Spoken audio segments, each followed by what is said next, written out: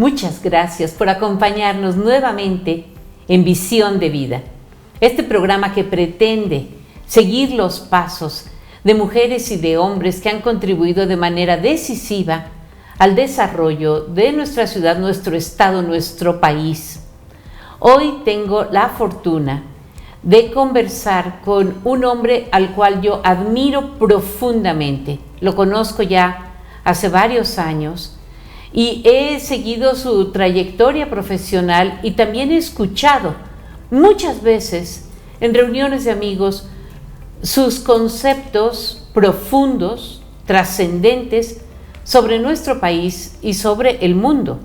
Él es el licenciado, el maestro Pedro Pablo Cepeda Bermúdez. Muchas gracias. Buenas tardes, Araceli. Muchas gracias de verdad, porque yo sé cuánto vale tu tiempo y me atreví a hacerte esta solicitud porque quiero que tus conceptos sobre nuestro país, sobre la realidad que vivimos y lo que esperamos para el futuro, lo que deseamos para los jóvenes, pues se quede en este programa de televisión. Pues con todo gusto, lo agradezco profundamente que me tomes en cuenta, que me des la oportunidad de ser parte de este nuevo enfoque de la comunicación entre todos los que formamos la sociedad. Yo creo que Radio Televisión de Querétaro ha enriquecido su contenido con esta, dijéramos, sencilla manera de acercar a los que vivimos en Querétaro, porque platicar de nuestras vidas es algo que difícilmente hacemos con un auditorio.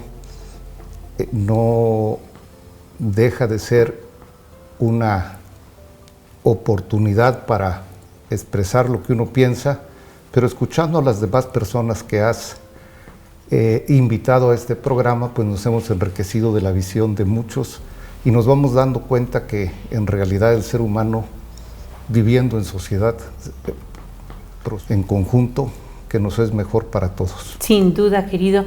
Mira, este programa primero se va a transmitir por los canales de cable de televisión, que es toda la región, y también simultáneamente por internet y simultáneamente por televisión abierta digital en todo el mundo. Y después de unos días se sube al canal de YouTube y también se puede ver desde todo el mundo, así que tu hija desde Australia, tu hija desde España, van a poder verte desde la primera vez. Es muy lindo esto, ¿no? De la comunicación hoy en día. Ha sido algo maravilloso. A mí siempre me ha sorprendido, me generó inquietud de entender cómo se puede transmitir una imagen desde un lugar como en el que estamos a todo el mundo. Y cómo podemos recibir esas imágenes y la información también instantáneamente, y que haya habido la capacidad de observación y la capacidad de entendimiento en los seres que nos precedieron para comprender que los sonidos que hacemos son una serie de ondas que tienen un X comportamiento, que la luz se mueve también con cierto ritmo y amplitud de sus ondas, lo captamos y lo entregamos a todos los seres que podemos. Esto es algo maravilloso que nos ha dado la sociedad. Sí, verdaderamente. Pedro Pablo, tu historia comienza en San Cristóbal de las Casas, sí. Una casa al centro de este pueblo mágico que tiene pues todavía el espíritu de Bartolomé de las Casas, que fue este clérigo que se enfrentó a la jerarquía eclesiástica en Sevilla para defender a los indígenas mayas y su condición ante la Iglesia Católica, allá en tiempos del virreinato. Sin embargo, esta es una ciudad que incluye a poblaciones muy diversas, europeos, gente de otras partes del mundo, por supuesto mexicanos, digamos mestizos, y muchas etnias, ¿no? Los chamulas, los tzotziles, tzetzales, lacandones. ¿Cómo fue tu infancia a nivel familiar y social en San Cristóbal de las Casas? Bueno, mi infancia fue una serie de sorpresas. San Cristóbal es una ciudad que vivía aislada del resto del país en forma que no ayudaba a que creciera la economía y que las oportunidades se brindaran de manera amplia a todos. Pero fue de sorpresas porque me tocó ver llegar la carretera, el agua potable, la luz eléctrica, la radio, la televisión, las señales luminosas para que se distinguieran los comercios. En fin, fuimos recibiendo todas las innovaciones tecnológicas que en el primer medio siglo de mi vida, del 50 al año 2000, el mundo desarrolló para mayor bienestar de nosotros. Y recuerdo mucho que en una ocasión corrí con mi papá preocupado, porque había yo oído en la radio que decía que iban a tocar para todo el auditorio las chiapanecas con la marimba orquesta, la Corona de Tapachula, la mejor orquesta del estado. Ajá. Y después le cambio de estación y la de otra ciudad dice, y ahora para todos ustedes la marimba orquesta, Corona de Tapachula tocará para ustedes tal melodía. Y corrí con él y le dije, ¿cómo puede, papá, estar en dos lugares la marimba orquesta? Y entonces ya me explicó que lo que ponían eran discos. Sí, sí. Entonces, esa fue mi vida, una vida que se fue enriqueciendo todos los días. Con el asombro. Con el asombro del ingenio humano. Sí. Y desde entonces vivo siempre deseando que lo que más motivemos en el ser humano es su capacidad de crear. Sí. Yo pienso que somos animales que viven en grupo, pero nuestra capacidad de crear, de imaginar, ha sido lo que nos ha permitido como especie perdurar y tener una calidad de vida cada vez mejor. Habrá quienes piensen distinto que yo, pero disfruto mucho nuestros tiempos y pienso que es muy cómodo tener médicos que te atiendan, claro, tener oportunidades de trabajo o tener lugares donde uno y los hijos puedan estudiar. Sí, claro. Y como tú decías, un San Cristóbal que siendo una metrópoli, porque era el centro de la actividad económica de los pueblos indígenas de los Altos de Chiapas. Sí. El sur del país se marginó o no participó del desarrollo del resto de la nación por circunstancias que marcaba la época. Desde la orografía, las instancias. Sí, cuando llega el español, pues le quedaba más cómodo vivir en el altiplano que en la costa, donde los mosquitos y las enfermedades los dañaban, pero también venían buscando el oro que encontraron aquí, en esta región en la que estamos o en otras cercanas, y que aquí se administraba. Y después, cuando vemos que se hace la independencia, esas actividades económicas que concentraron el poder y el desarrollo en alguna zona del centro del país y del norte, con el porfiriato siguen creciendo porque las vías de comunicación, el ferrocarril, se orientan primero a fortalecer nuestra relación con los Estados Unidos y luego hacia Europa. Ajá. Pero no formaba parte del sureste de eso, y cuando triunfan en la revolución los generales del norte, se siguen políticas apoyadas en la teoría de que existiendo regiones que ya tenían cierto grado de desarrollo económico, las ondas, dijéramos, de esparcimiento de ese desenvolvimiento económico y social llegarían a otros lugares, pero el sureste nunca formó parte principal de eso. Y por eso pienso que Oaxaca, Chiapas, Guerrero conservan de manera más pura las comunidades prehispánicas. En Chiapas se concentran básicamente en los altos de Chiapas y en San Cristóbal. Pues no entendíamos nuestra vida sin la relación con estos pueblos. Que hablan su propio lenguaje. Es algo muy especial que a lo mejor no imaginamos que se daba hacia finales del siglo XX y que se da a principios del siglo XXI. Cada uno de esos pueblos era una nación. Sí. Tenían territorio propio. Sí. Lengua propia. Su legislación, si se le puede llamar, que le dicen usos y costumbres, propia.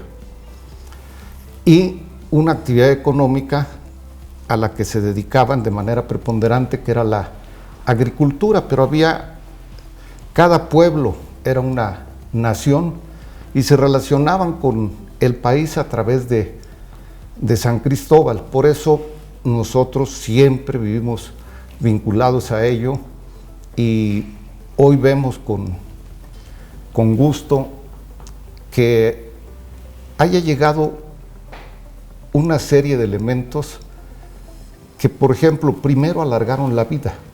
Sí, claro. La mortalidad infantil, con el desarrollo de la partera empírica, se redujo. El simple hecho de haber llevado agua potable permitió que se viviera sin enfermedades. El poner a disposición de la gente los aspectos básicos de la medicina aumentaron la expectativa de vida. Y por eso Chiapas, y en especial los Altos, yo creo, ha seguido creciendo a una tasa demográfica más alta que el resto del país. Y esas nuevas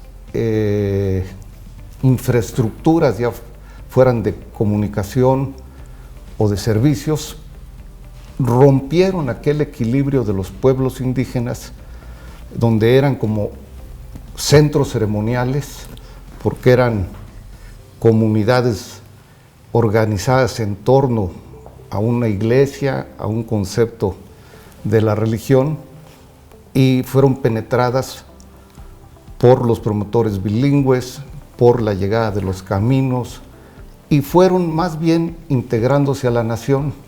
Y cuando comentas que San Cristóbal es un pueblo cosmopolita, sí, guardando sí, las proporciones no, con otros lugares. Verdaderamente, porque hay gente de todo el mundo. Yo creo que es por eso, porque la gente se interesa en ver cómo se dan esos procesos de integración de comunidades diversas y cómo se va formando una nueva sociedad que es producto de la simbiosis de distintas maneras de ver la vida.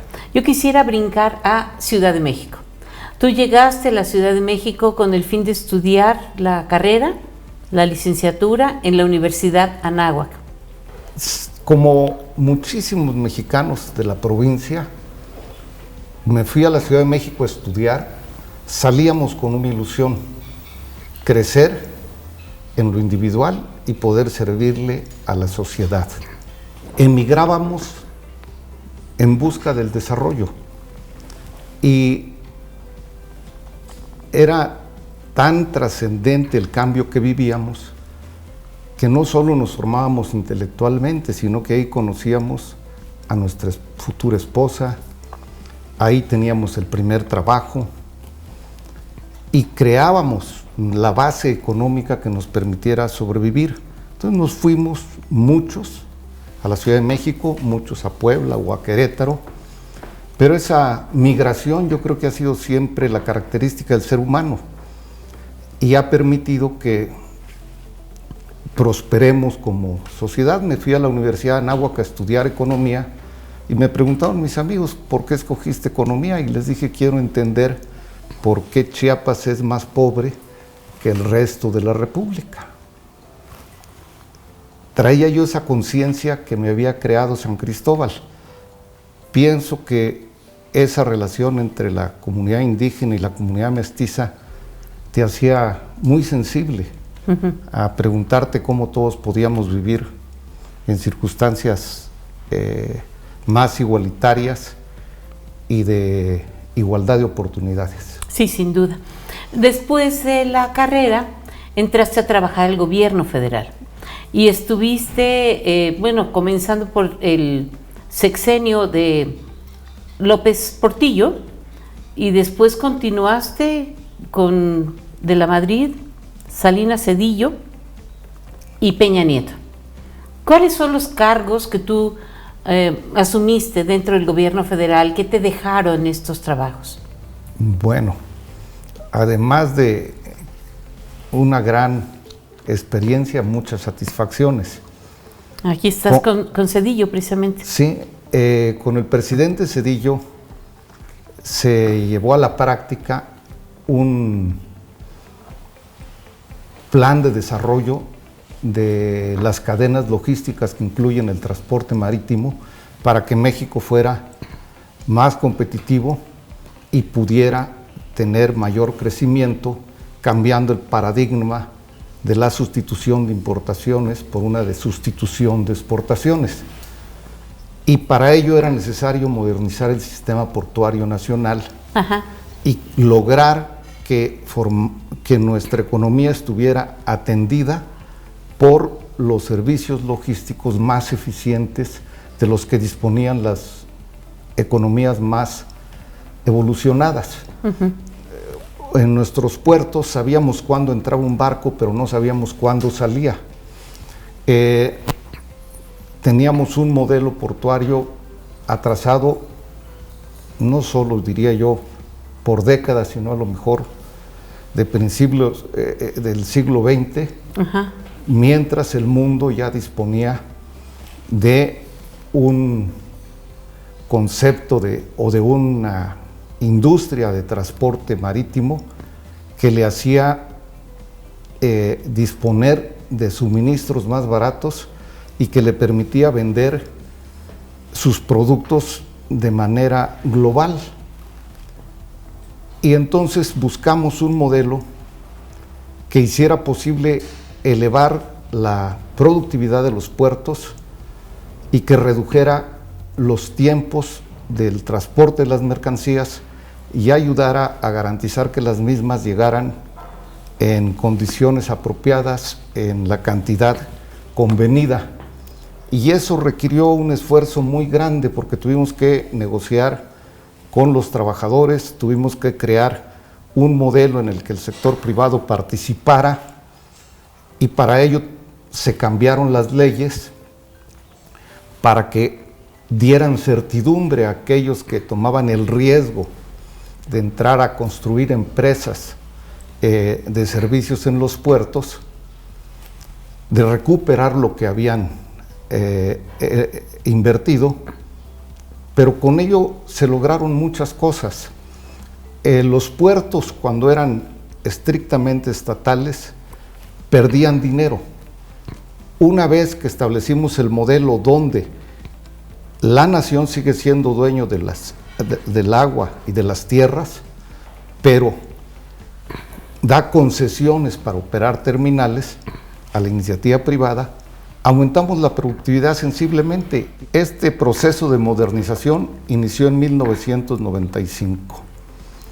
Un barco de graneles agrícolas o de graneles minerales ocupaba el muelle durante 20 días o 25 días, un barco de 25,000 toneladas, para ser descargado.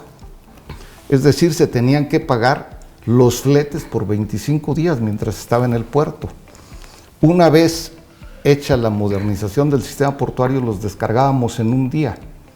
Entonces, con un mismo muelle atendíamos 25 barcos. Sí. Y esto ayuda a todo el país, no solo en la competitividad por tener un buen transporte, sino que, por ejemplo, en la asignación de recursos, mientras antes se competía para construir más muelles, por los mismos recursos que requerían otras empresas, o el gobierno tenía que trasladar ingresos fiscales para que los puertos subsistieran, se lograba que la asignación de recursos fuera más eficiente porque el gobierno ya no tenía que destinar recursos fiscales, pero por otro lado se podía atender con una infraestructura ya existente una cantidad muy superior de embarcaciones y por consecuente de carga. Cuando inició el proceso de modernización teníamos un servicio de línea, son los barcos que llegan con regularidad programada a los puertos, sí, con el Asia. Y para hoy... Esto en el año Manzanillo. 90, en Manzanillo y Lázaro Cárdenas se conectaban con Asia una vez cada 15 días. Hicimos fiesta cuando logramos que fuera semanal, pero para el año 2000 prácticamente ya era no solo varias veces a la semana, sino que hoy día, por ejemplo, salen 3 barcos diarios que nos conectan con el Asia y lo mismo sucede con Europa. Sí. Entonces eso hace que la mercancía llegue con mayor oportunidad, que los inventarios se puedan administrar mejor, que los costos se reduzcan y que las empresas puedan planear lo que se denomina el justo a tiempo y que puedan también incorporar servicios de terceros a su producción. Fue un proceso muy importante porque quiero señalar un solo dato. Manzanillo movía en números de cajas de contenedores de 20 pies, 50,000 cajas al año. Hoy maneja más de 3 millones de qué cajas. Impresión. Entonces no solo se atiende un mayor volumen de comercio internacional, sino que se generó empleo. Sí. Eso es lo que a veces no vemos, pero lo que se buscaba es que el país creciera y que se generara empleo. Y México también exporta. Por México, eso, o sea, es el mismo rumbo, ¿no? El transporte marítimo es mucho más redituable para todos en la medida en que lleva y retira mercancías. México pues exporta cosas importantes, exporta petróleo, exporta carros, exporta productos agrícolas, exporta autopartes. Comida. Estamos exportando cantidad de aguacates, por ejemplo. Todo eso, por ejemplo, lo que va a algunas zonas del Pacífico, se lleva por barco. ¿De aquí de Querétaro? El café que tanto que ha sido una parte trascendente de la agricultura mexicana, pues sigue saliendo por Veracruz hacia Europa y ahora se exporta hacia el Asia. Aquí en Querétaro tenemos enormes invernaderos que exportan de inmediato en cuanto se cultiva, por ejemplo, el tomate de invernadero, flores y toda clase de frutas de invernadero. Tenemos ya cientos de invernaderos en nuestro estado que salen directamente a Laredo. Sí, Querétaro, por ejemplo, está servido por 4 puertos: Altamira, Veracruz, Manzanillo y Lázaro Cárdenas. Está conectado con ellos por ferrocarril y por carreteras. Tiene un aeropuerto que también permite lo que es la administración de todo ese sistema. ¿Y una aduana interior? Sí, de tal manera que a veces no vemos toda esa cadena que está detrás de la producción de un bien que compramos en un comercio. Que todos los días usamos. Pedro Pablo, vamos a ir a una pequeña pausa y seguimos hablando contigo, que fuiste el director nacional de Marina Mercante. Amigos, vamos a ir a una pequeña pausa, no se vayan.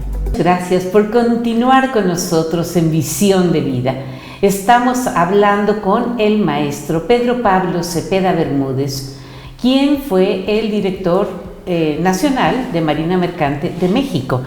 Pero además tiene una historia fascinante, una historia familiar. Estamos en su hogar y nos va a narrar, me prometió contarme la historia de este cuadro que está detrás de nosotros.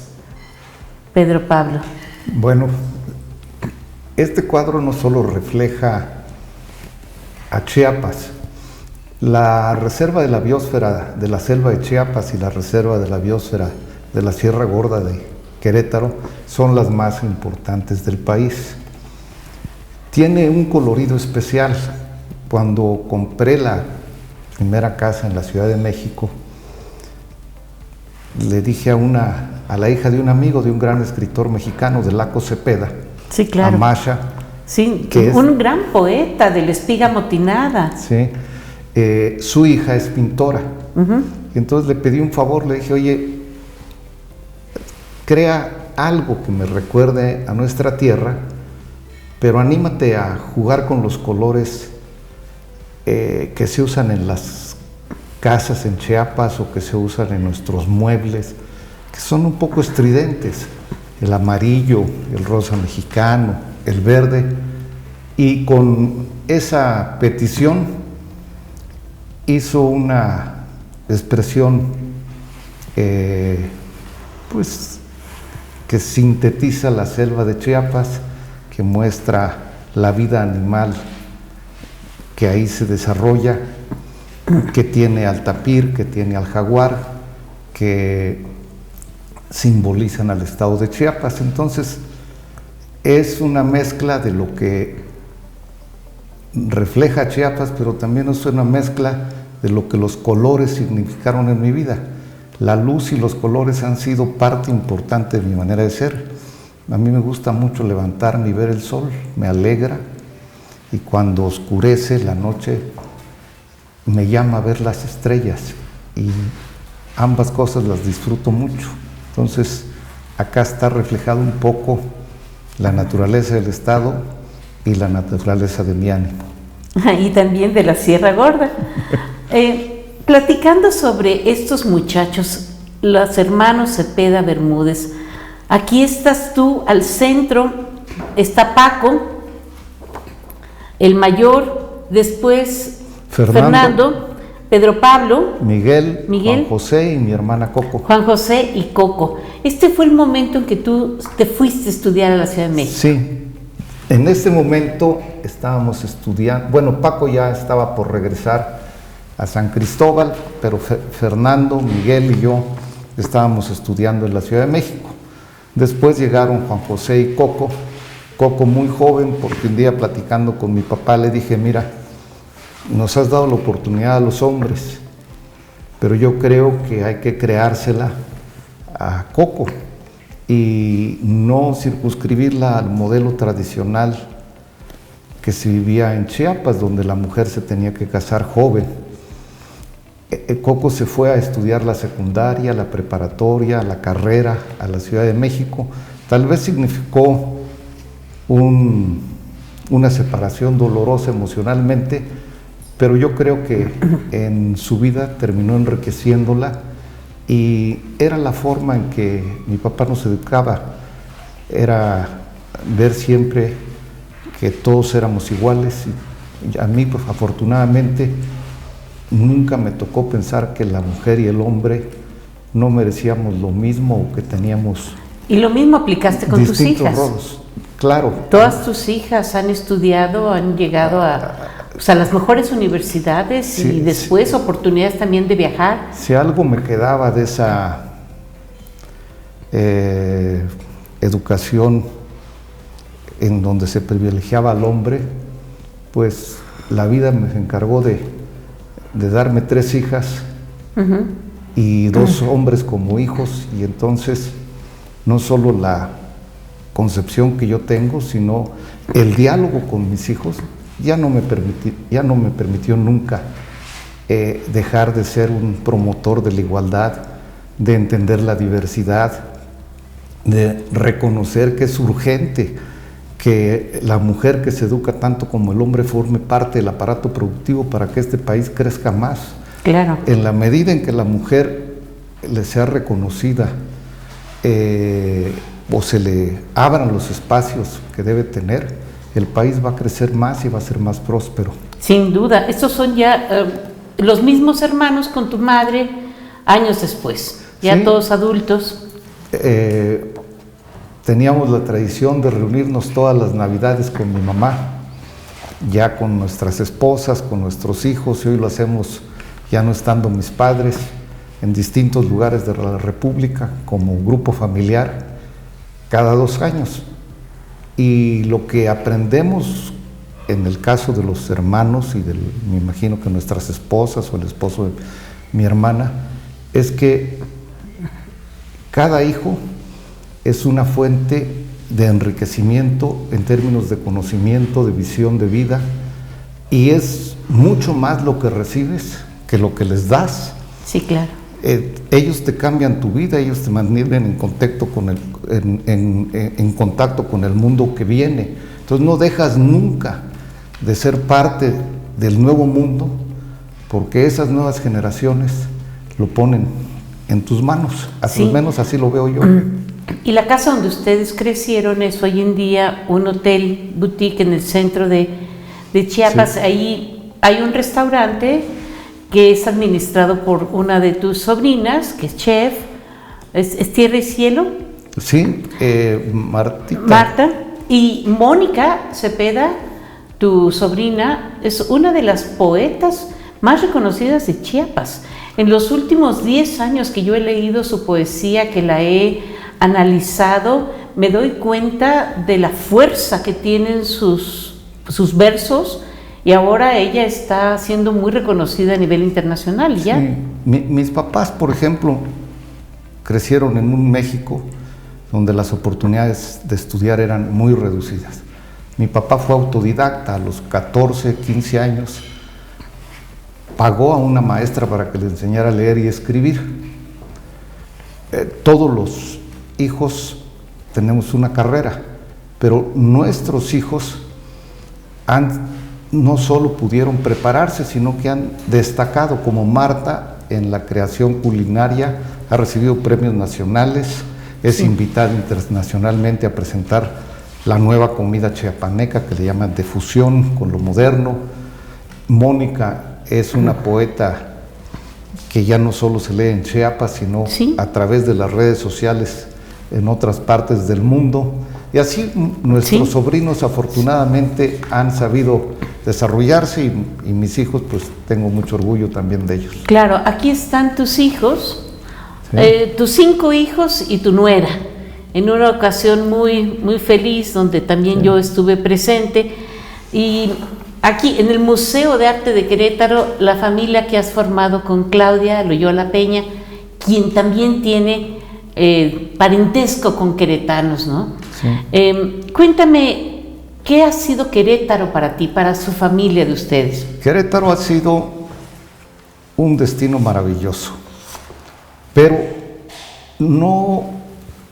pues acá estamos muy contentos porque Pedro Pablo, mi hijo, se casó con Dulce, tu sobrina, que es una niña excepcional, pero que nos acercó más a Querétaro. O sea, esa vinculación entre sociedades distantes te enriquece.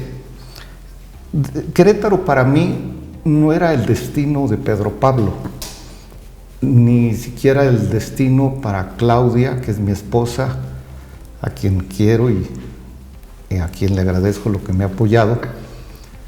Era el destino que queríamos para nuestros hijos. Venimos a Querétaro porque nos transmitía la seguridad de que aquí encontrarían ellos educación, servicios, seguridad y oportunidades de trabajo. Una sociedad sana, una sociedad echada hacia adelante, una ciudad que le ayuda a México de manera enorme. Querétaro es una región de migración neta positiva. Recibe más de los que se van, y los que venimos encontramos mucho más de lo que buscábamos. Entonces, yo creo que Querétaro no es solo el lugar que me dio calor humano, amigos, oportunidades, sino es la puerta de entrada de mis hijos hacia el futuro, al mundo moderno en el que yo quisiera que todos los mexicanos viviéramos, que yo pienso en el México que deseo. Y Querétaro es un buen reflejo, vive en paz, tiene un sistema de derecho, pero sobre todo se está vinculando a el mundo del mañana. Acá no solo hay industria vinculada a la aviación, no solo somos capaces de producir autopartes. Lo que me gusta mucho de Querétaro es que ya estamos formando parte de esa tendencia de las tecnologías disruptivas. Claro. De que ya forman algunos queretanos parte del aparato mundial de producción. Desde acá venden sus servicios al resto de la comunidad global. Y eso es lo que deberíamos procurar. Yo creo que México, además de buscar la paz, la igualdad, la diversidad como parámetros, lo que debería crear es una educación que le permita a las generaciones futuras incorporarse productivamente a ese mundo de inteligencia artificial, a ese mundo digital, a ese mundo instantáneo que nos dan las redes sociales y las comunicaciones actuales. Y en la medida que como país lo procuremos, seguramente tendremos un bienestar mayor para todos. ¿Qué México esperas tú que haya, qué posibilidades puede ofrecer como país para las nuevas generaciones? Bueno, el reto es muy grande. A mí me gusta siempre hablar de lo que viene. No soy de las personas que les gusta criticar lo malo del pasado, sino que soy de los que parten de lo que se ha alcanzado y buscan nuevas perspectivas. Yo pienso que si somos capaces de consolidar el sistema de derecho y de otorgar a todos una educación moderna, donde el conocimiento no sea solo una acumulación de datos, sino la habilidad de usarlos, seremos una sociedad más próspera. Yo espero que seamos capaces de darle paz al país y que le demos a los jóvenes una educación para el mañana. Sí, muy Eso bien. es lo que creo. Lo demás, pues hay empresarios, hay un mundo en el que las economías siguen invirtiendo y siguen buscando nuevas oportunidades de crecimiento de la producción, de negocios, pero el chiste de todo esto es que nos podamos incorporar a él. Yo a mis hijos o a mis amigos les digo, miren, ¿cómo me lo explico más fácil a mí mismo? Les digo, pues si me pudiera contactar Google, me sentiría yo muy bien. Sería Lo formidable. terrible es que no nos vean para eso. Claro. Que no seamos parte de Amazon, que no somos parte de las cadenas globales, o que no estemos en todo esto que está desarrollando la inteligencia artificial. A mí me maravilla que ya se puede operar una persona que esté en África desde los Estados Unidos, ¿no? Sí, sí, mediante estos sistemas que hay ahora para cuando estudiaba yo manejar economía, las máquinas. andábamos platicando en aquel entonces, estábamos empezando que Malthus había dicho que la población crecía geométricamente y el alimento aritméticamente, y que íbamos a morir como humanidad de hambre. Y vino la revolución industrial y hemos brincado siglos, y lo que vivimos hoy día es muy superior a lo que vivieron los hombres más ricos de la historia. Sí. La revolución tecnológica de hoy día es impresionantemente favorable para que crezcamos, que nos podamos comunicar instantáneamente.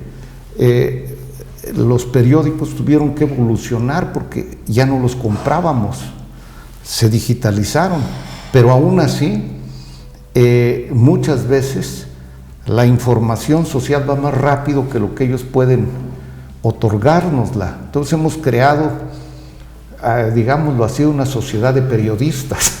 Sí, sí, sí. Se ha democratizado muchas cosas y hay que creer en ello. Y cada persona con un celular se vuelve un reportero. Oye, es un reportero y a la vez una persona que todos los días aprende.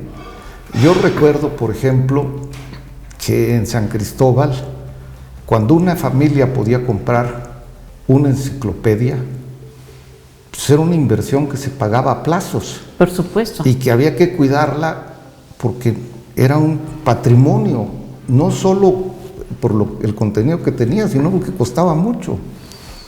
Y hoy día nuestros hijos y las generaciones futuras pueden ver los descubrimientos que se dan en cualquier rama en el momento en que suceden. Sí. Y no dependemos. Cuando una vez me fui a aprender inglés a los 50 años, porque pues, yo tenía que dejar de ser mudo en este mundo global. Sí, fue cuando hiciste tu maestría en Canadá. En Canadá, en la Universidad de Victoria. Sí. Y entonces nos pasaron la vida de los 100 hombres que más habían contribuido al desarrollo de la humanidad hasta el año 2000. Y quedaron 3 como los más importantes, y no lo olvido. Isaac Newton, por habernos dado el entendimiento de nuestro mundo físico. Lutero, por haber tomado a Dios de manos de la iglesia y haberlo puesto en manos de los hombres. Pero le daban el primer lugar como el hombre que más había contribuido al mundo, al desarrollo de la humanidad, a Gutenberg. Sin duda. Porque con el libro impreso distribuimos. Gutenberg es mi héroe. Ahora veamos lo que es el Internet. Veamos lo que son las redes sociales, veamos el hecho de que podemos, yo leo un libro y conforme lo voy leyendo, mi hermano Fernando, le mando lo que subrayo y le digo, ¿qué opinas? Y en ese mismo momento estoy recibiendo retroalimentación sobre aquello que me generó una inquietud. Sí. Entonces, esto es lo que debemos ser, un mundo, un México participativo del mundo global, y debemos romper todo aquello que nos ate a visiones regionalistas, a visiones nacionalistas en extremo. Hoy día a los fanatismos. A los fanatismos. Hoy día regresamos a los nacionalismos porque se acabó, como dice Harari, la dicotomía entre comunismo y capitalismo. Y hay que proponer algo a la sociedad, y entonces dijimos, veamos hacia adentro. Pero eso es simplemente un elemento, dijéramos, temporal de manejo de las expectativas políticas y de las expectativas sociales. Pero la verdad es que ya no estamos en un mundo de parcelas. Como muchos lo han dicho, ya estamos en la aldea global desde hace tiempo. Que precisamente Marshall McLuhan, yo creo que él todavía estaba vivo cuando tú estabas viviendo en Canadá. Exactamente, era de los hombres que tenías que leer porque tenía la capacidad de explicarte de manera simple no solo lo que se había vivido, sino sobre todo lo que venía. Sí. Y cómo se estaban dando las nuevas interrelaciones entre todos los elementos de las comunidades, ya fueran los aparatos de producción, ya fueran los mecanismos de comunicación o ya fueran las relaciones humanas. Mira, tú has vivido en el extranjero, has recorrido el mundo y conoces muy bien nuestras costas y sus posibilidades. ¿Qué puedes tú desear del mundo, sobre todo el mundo más avanzado, los países que han adquirido pues un mejor nivel de vida, con justicia, con educación para todos, con acceso a la vivienda, con seguridad, para que nuestras nuevas compañías, empresas, vayan en el camino correcto y tengan estos vínculos con el resto del mundo? El primer elemento que debemos intentar es que todos tengamos conciencia de que formamos parte de la sociedad. Que el ser humano... Que haya conciencia social. Pero no solo conciencia, que no se piense que, por ejemplo, la política es en el concepto negativo que ha adquirido hoy. La política es la rama de la actividad humana en la que definimos lo que queremos para todos. Entonces requiere una sociedad alerta, que entienda su tiempo y que sepa ver hacia dónde va. Yo creo que eso es lo que están haciendo las redes sociales, pero yo creo que en los países desarrollados, eso, aunque nos parezca extraño, a mí me dijeron cuando me iba a estudiar a Canadá que la familia estaba destruida allá, y llegué y vi que era al contrario. Vi cómo el papá y la mamá planeaban el fin de semana en función de los hijos. Sí. Y era todavía mucho más el compromiso con la familia que el modelo tribal que tenemos en otras comunidades. Ese compromiso luego lo manifestaban a la sociedad. Nunca escuché en ellos cómo violar la ley, siempre era cómo respetarla, porque era el acuerdo entre todos. Y aquí en México lo tenemos, pero hay que fortalecerlo. Esa sería la primera. Entonces, esta sensibilidad social, respeto a las leyes. Sí. Y la otra, un gobierno que se oriente a fomentar la competitividad de nuestro aparato productivo y de nuestra gente. El aparato productivo no puede ser competitivo si no tiene gente que sea capaz de crear, de imaginar, de innovar. Entonces, recalco mucho el reto en materia educativa para que seamos elementos de la producción mucho más enriquecedores de lo que hoy lo hacemos. Has mencionado a Gutenberg, yo sé lo que significan los libros para ti, pero quisiera que tú le comunicaras a la audiencia si se puede ser sabio, si se puede ser conocedor de la naturaleza humana sin leer. No, yo creo que es imposible. El ser humano, yo me explico muchas cosas para mí mismo y confieso mi ignorancia, pero yo les decía a mis amigos, mira, el día que pudimos comprender la naturaleza, dígase que empezamos a dominar el fuego, el día que pudimos inventar como humanidad el lenguaje, fue el salto cuántico, porque fue cuando pudimos realizar una de nuestras características más distintivas, que es compartir el conocimiento, compartir la experiencia, sumar capacidades. Y los libros han sido no solo donde atesoramos ese conocimiento, sino donde discutimos con el escritor y donde estás en diálogo con él, y a través del escritor estás en diálogo con la sociedad. Muchas gracias.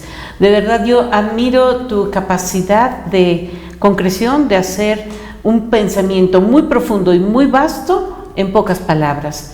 Agradezco enormemente al maestro Pedro Pablo Cepeda Bermúdez su hospitalidad, su tiempo, sus ideas. Muchas gracias. No, al contrario, ustedes, y nuevamente a ti y a Radio Televisión de Querétaro, que están probando nuevas opciones de comunicación entre los que vivimos acá en esta entidad tan maravillosa. Gracias. En la que da gusto vivir. Gracias a todos nuestros compañeros de audio, de video, de edición, de producción y de transmisión para que este programa llegue a sus pantallas. Hasta la próxima Visión de Vida.